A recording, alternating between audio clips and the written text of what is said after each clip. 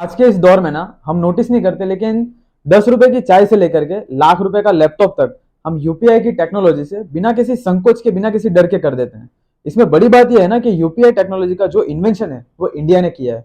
और इससे भी बड़ी बात यह है कि यूपीआई जैसी टेक्नोलॉजी इंडिया के अलावा पूरे वर्ल्ड में और किसी के पास नहीं है।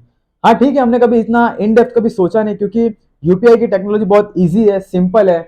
5-10 सेकंड का प्रोसेस होता है, 2-3 स्टेप में ट्रांजेक्शन कंप्लीट हो जाता है, रिलायबल है। सबसे बड़ी बात कि किसी तरह के कोई चार्जेस नहीं होते।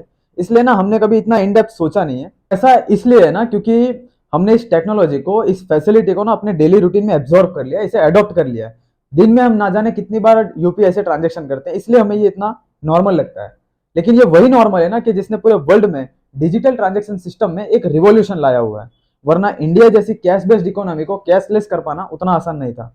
तो अब इसके इतने स्मूथनेस, इतने इजीनेस और इसके इतनी हाई सिक्योरिटी डेवलप होने के पीछे कितने सालों का प्रोसीजर लगा है, कितने स्टेप्स पे से गुजर के आना पड़ा है ना, उसके बारे में थोड़ा इन डेप्थ बात करते हैं। अगर आप ऑनलाइन ट्रांजेक्शन की हिस्ट्री उठा के देखें तो पहले ना आरटीजीएस हुआ करता था, उसके बाद एनईएफटी आया और उसके बाद आईएमपीएस आया। लेकिन इन सब की ना अपनी अपनी कुछ लिमिटेशंस थी। जैसे आरटीजीएस तो था ना, वो सिर्फ बड़ी अमाउंट में काम आता था। 2 लाख से ऊपर के अमाउंट के ट्रांजेक्शन के लिए आरटीजीएस का इस्तेमाल होता था।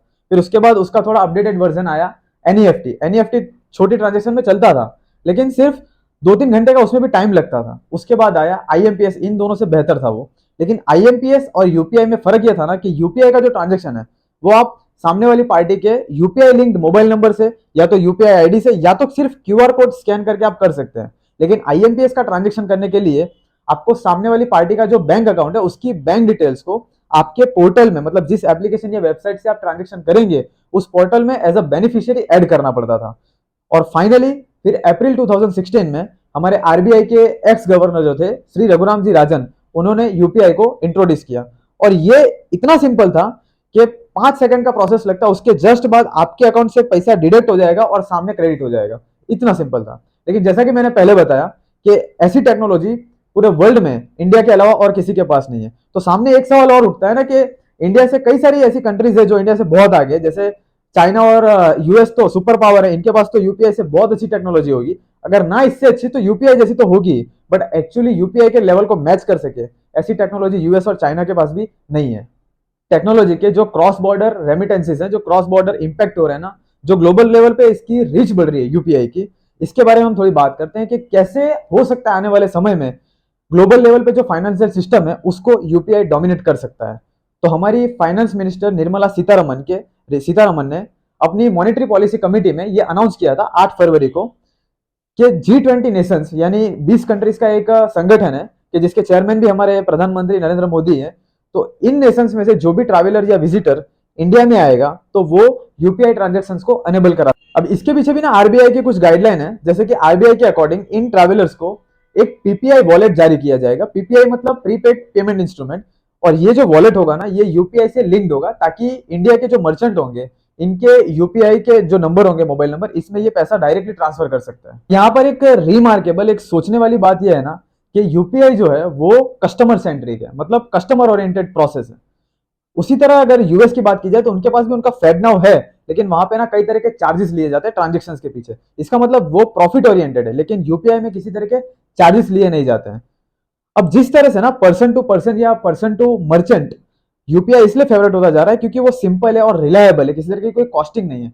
उसी तरह कंट्री टू कंट्री जब किसी ग्लोबल लेवल पे जब ट्रांजेक्शन किए जाते हैं, ई कॉमर्स की सप्लाई की जाती है ना, तो वो जो इंस्ट्रूमेंट है उसका भी सिंपल और रिलायबल होना बहुत जरूरी है।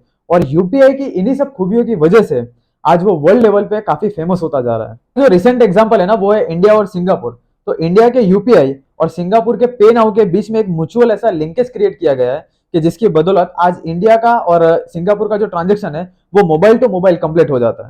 भूटान एक ऐसा देश है कि जिसने इंडिया के यूपीआई स्टैंडर्ड्स को अपनी कंट्री में एक्सेप्ट किया है। एनपीसीआई मतलब national payment corporation of India ने एक गाइडलाइन जारी की कि जिसमें सिंगापुर, ओमान, यूएई और जैसी 10 कंट्रीज के लिए एक गाइडलाइन जारी की है कि जिसमें इन कंट्रीज में रहने वाले लोग अपने इंटरनेशनल फोन नंबर से इंडिया में यूपीआई ट्रांजेक्शन कंप्लीट कर सकते हैं। अब यूपीआई का जो इतना फेमस होने के पीछे कई सारे रीजन है, कई सारे ऐसे अनप्रिडिक्टेबल इंसिडेंट्स है जिसकी वजह से यूपीआई को एक पुश मिला है। जैसे स्टार्टिंग में 2016 में जब यूपीआई लॉन्च हुआ था, तब जियो की इंटरनेट रिवॉल्यूशन और डीमोनेटाइजेशन ने यूपीआई को काफी पुश किया था। उसके बाद रिसेंटली जब अभी कोरोना वायरस का पेंडेमिक आया था, तभी भी यूपीआई को काफी पुश मिला क्योंकि ऑनलाइन ट्रांजेक्शन काफी बढ़ गए थे। और रिसेंटली अभी डी डॉलराइजेशन की जो मुहिम चल रही है, हो सकता है आने वाले समय में ग्लोबली यूपीआई का प्रेजेंस और ऊपर हो सकता है।